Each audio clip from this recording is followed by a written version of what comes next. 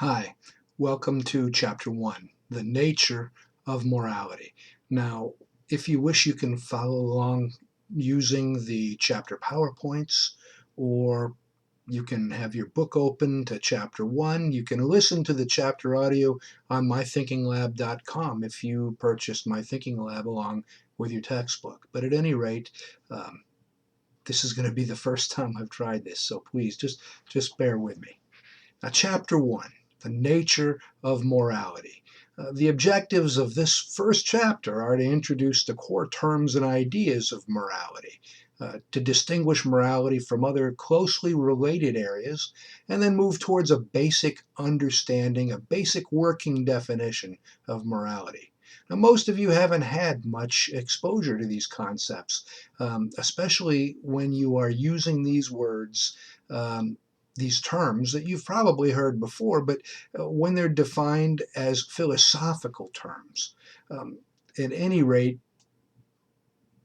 just follow along the best that you can and jot down any questions that you might have. Shoot them to me in an email, but um, let's just see how this works, shall we? There are 5 branches of philosophy.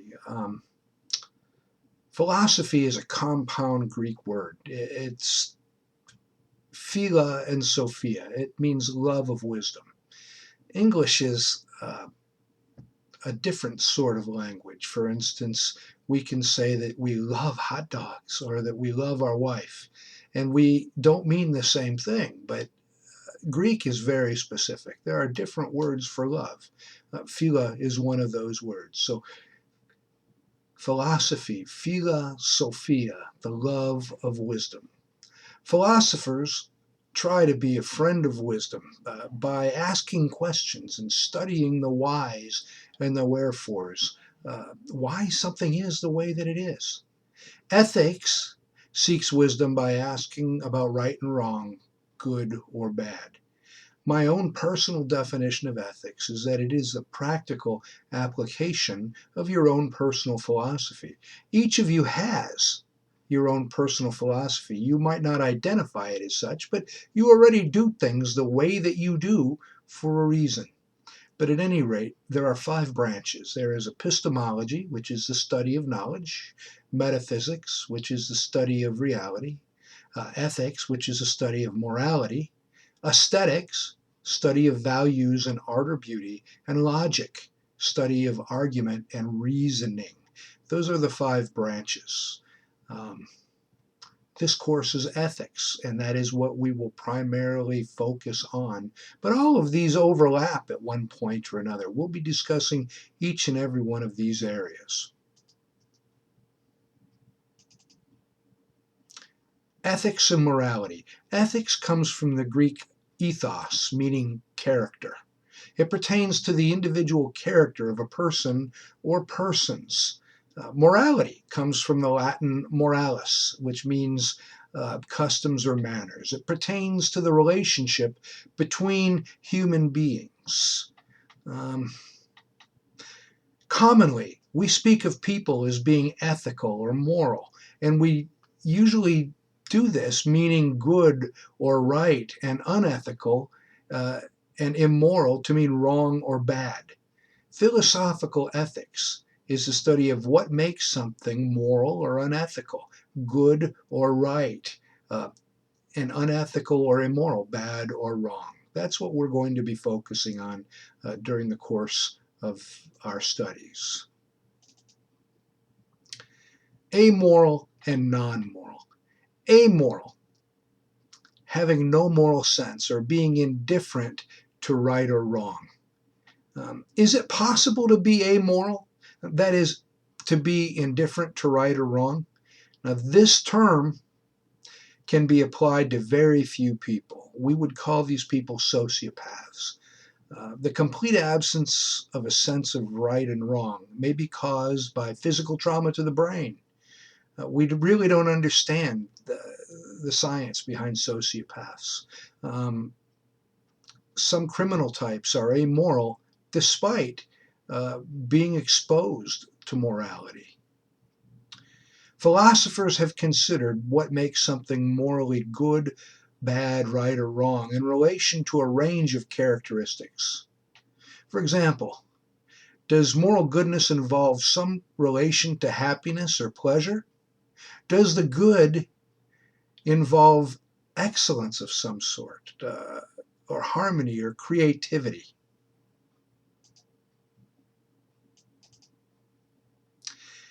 We were talking about amoral and non-moral. Now we've defined amoral, non-moral, outside the realm of morality altogether. Inanimate objects are neither moral nor immoral, but could be used immorally. So what things are non-moral? For example, the pen that I use is neither moral nor immoral in and of itself. The text says that if I use it as a weapon, then it enters the realm of morality. I'm not sure that I agree with the text in that aspect. But at any rate, many areas of study are in themselves neither moral nor immoral. The scientific approach to the study of morality. There are two major approaches. There are the scientific approach, and let's talk about that for a minute. What is the scientific method? Say I want to prove that water boils at 212 degrees Fahrenheit. How do I prove that? Well, I take water, I take a thermometer, I get a burner, and I boil water. And I see that it boils at 212 degrees. Then I do it again, and again, and again, and again, until I am able to prove my theory. So it's repetitiveness until I am able to have enough data to say conclusively that water boils at 212 degrees. That is the scientific method. It's descriptive. It emphasizes the observation of human behavior and the positing of conclusions based on those observations. Psychologists, for example, have claimed that human beings are basically selfish based on observations of conduct. This approach is descriptive in that it is value-free, making no judgments about the rightness or wrongness of the behavior. Scientific approach is empirical. Empirical is one of these words that I said you've probably heard. Philosophically, it has to do with the senses. It's empirical if I can see it, or smell it, or hear it. Anything that I can prove with the help of my senses would be considered to be empirical. All right, this approach is also descriptive, but because it involves the observation of human behavior and the description of those observations. Again, no value judgments as to what is morally right or morally wrong. The philosophical approach to ethics, the normative or prescriptive method. Normative ethics deals with norms or standards and prescriptions. It goes beyond observation and description, and it does make normative moral value judgments. How should we act? How ought we act? Analytic ethics, rather than being descriptive or prescriptive, analyzes ethical language and rational foundations of ethical systems. We're talking about metaethics, which is committed to the analysis of language, concepts, reasons, and foundational structures of ethical systems. Now, our text is committed to synthesizing all of these various approaches and coming up with the very best approach. The complete study of ethics demands a reasonable synthesis, which means combining, sifting of ethical views. It requires the use of descriptive, normative, and metaethical approaches. And again, that is Thoreau's desire. He is committed, or he was committed, to synthesizing all of these approaches.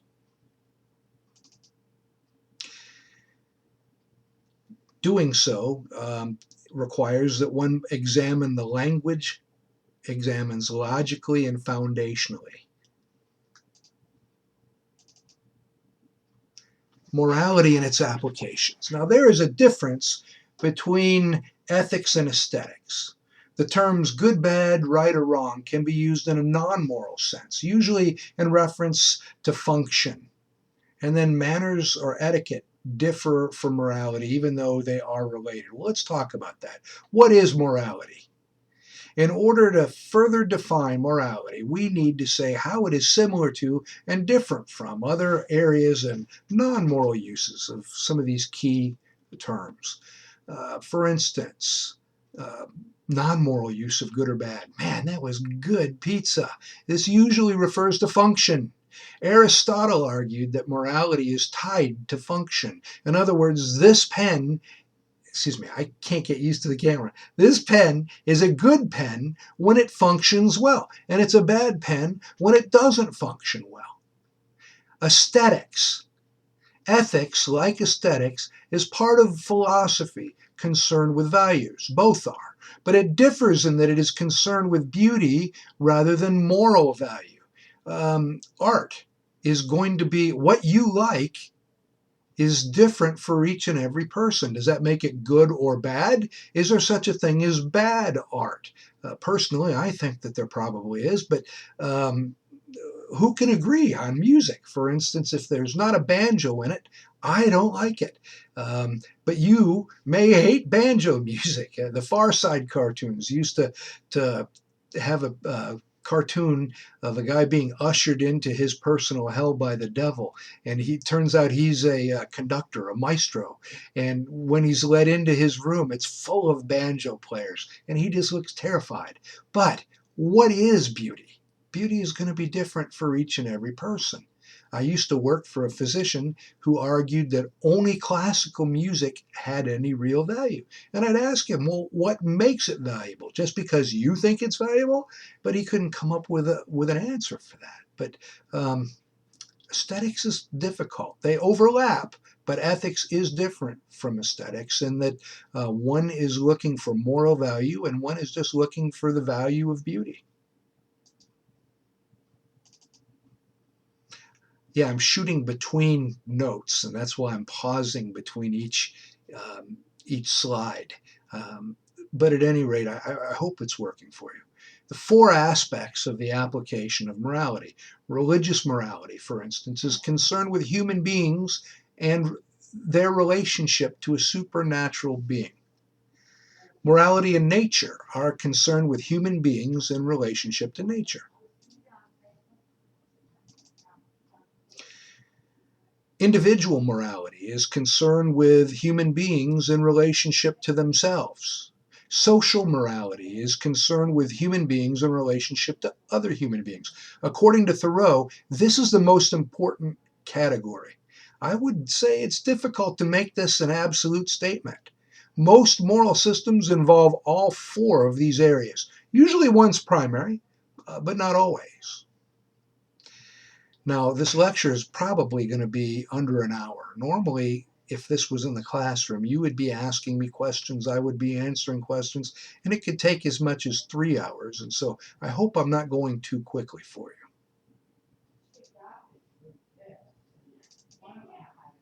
Who is morally or ethically responsible? Now, at the present time, we only hold humans to be moral or immoral. Therefore, only humans should be considered morally responsible. Some recent experiments, however, suggest that in the future certain animals could be taught to be moral. Darwinian theory decides that cranial capacity has something to do with the ability to reason, with the ability to think. But specifically, Coco the signing gorilla comes to mind here. Um, if an animal can be taught to speak, that would involve, although certainly I've heard people speak that I would say they're not rational or they're not thinking, but it does suggest the ability to think if you are able to communicate. And so perhaps in the future, dolphins and whales are also questionable, their ability to communicate.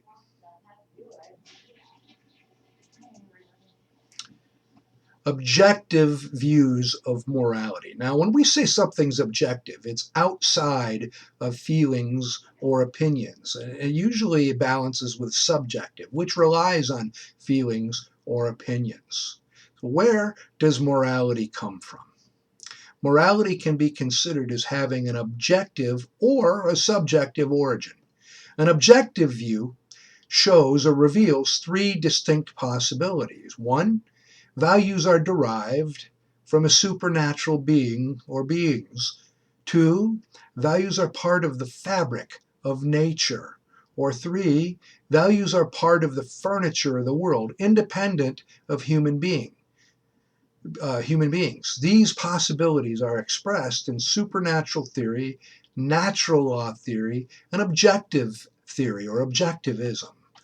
And we will talk more about that right now. The subjective view of morality.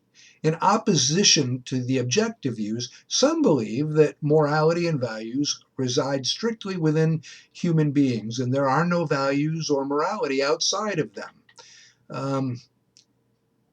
As subjective, the origin of values is directly related to human beings.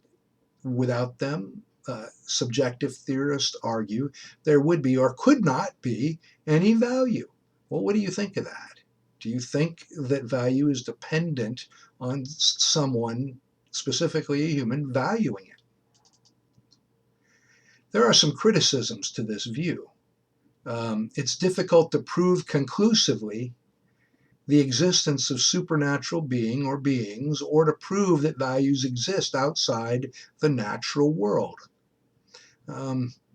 Supernatural theories are faith-based, and as such, they cannot be proven, or I would argue, disproven.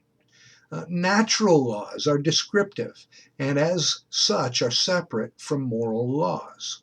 According to Thoreau, there is a difference between natural laws and moral laws. Criticism of the objective view. There is no conclusive evidence that natural moral laws exist. And it is impossible to think of things of value without someone valuing them. I would disagree with that. It's possible, but is it necessary?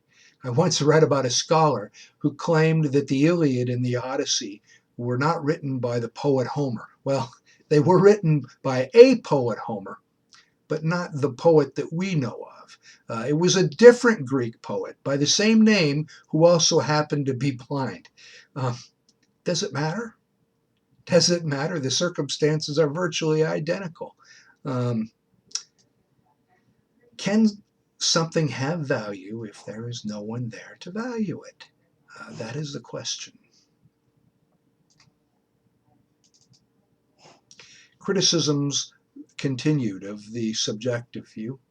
Because aspects of the world and nature can be valued, whether human beings exist or not, values would not seem to be totally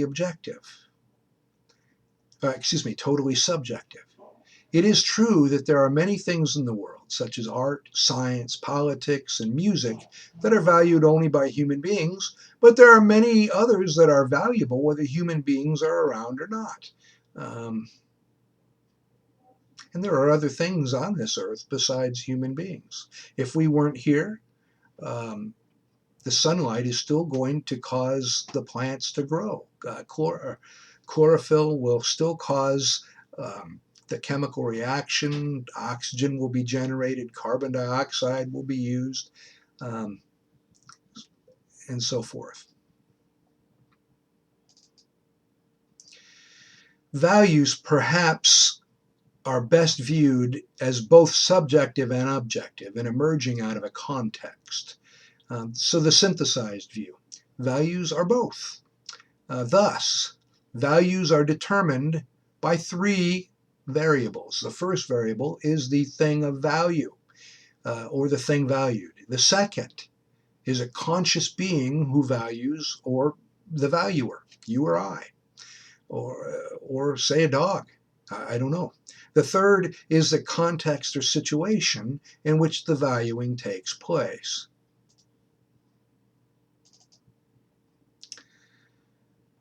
Where do values come from? Values might be thought of them as originating in a complex relation amongst those three variables: object, subject, and situation. An interaction between conscious human beings, things, material, emotional, mental, and a specific context. Customary or traditional morality. Traditional morality refers to the moral systems handed down through custom from generation to generation. We might call this static morality. Uh, that would be the values that are handed down from your parents or your grandparents. Um, it is the first type of morality that we generally encounter based on custom or tradition. And customary morality is presented to members, often accepted on face value without analysis or critical evaluation throughout childhood and sometimes into the adult years.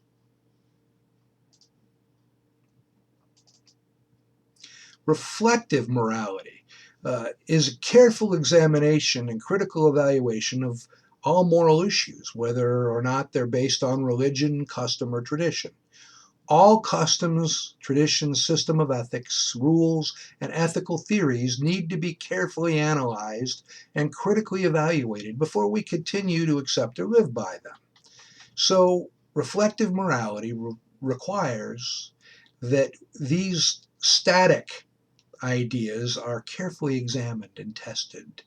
Um, Now, traditional morality can and often does become reflective or dynamic when those moral ideas are examined, subjected to analysis and criticism.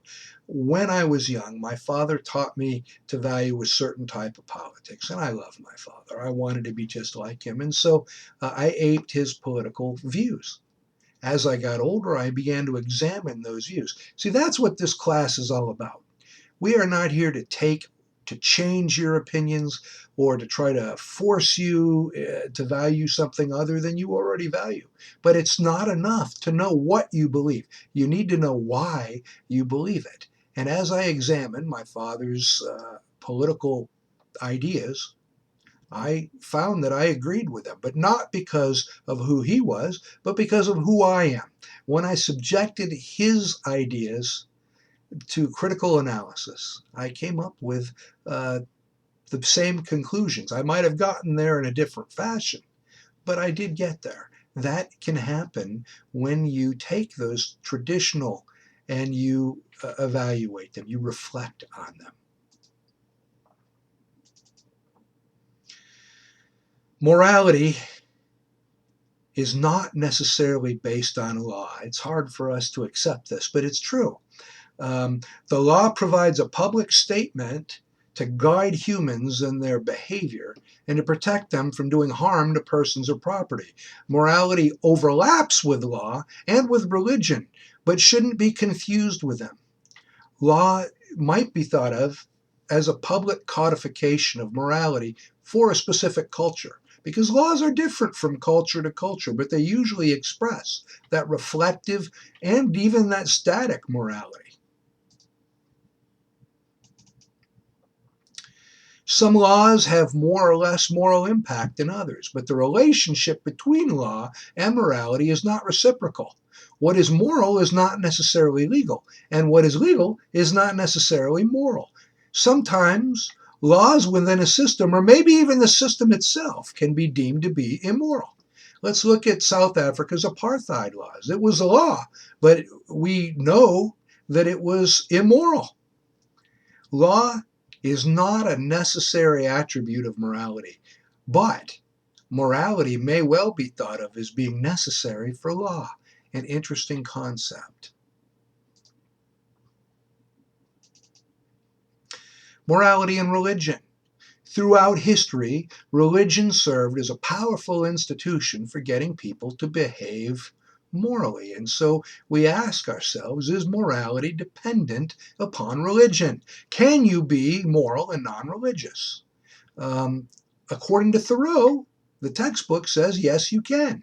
Morality need not be based exclusively on religion. And he gives 5 reasons.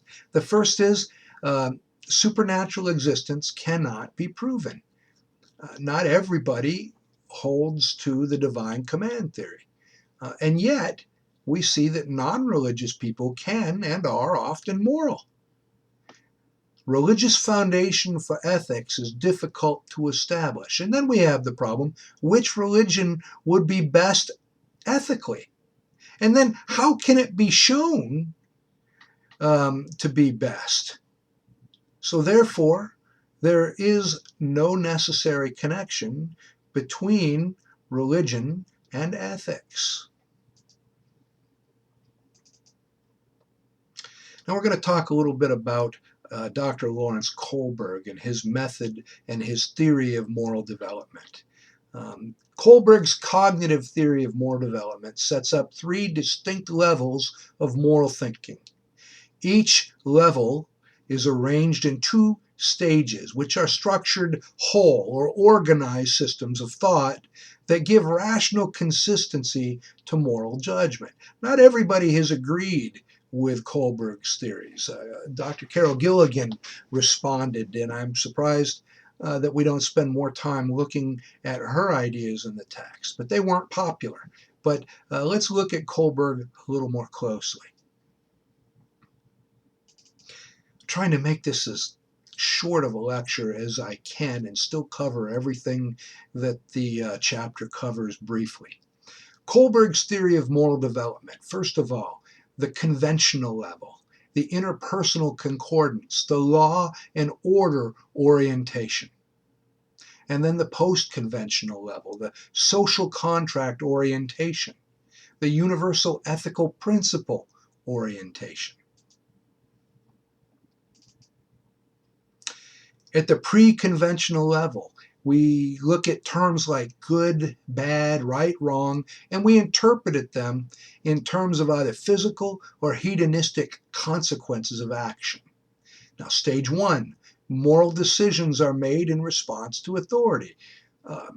In stage 2, moral decision making is conditioned primarily by self-interest. Now, we'll be talking about self-interest next week when we talk about egoism, or in the next chapter. Since this is an accelerated, you may be looking at that today, but we'll be looking at that more in chapter 2. The conventional level is similar to the customary or traditional morality, which is unreflective and consists in maintaining or conforming to the expectations of others before you reflect and do it based on your own personal inclinations.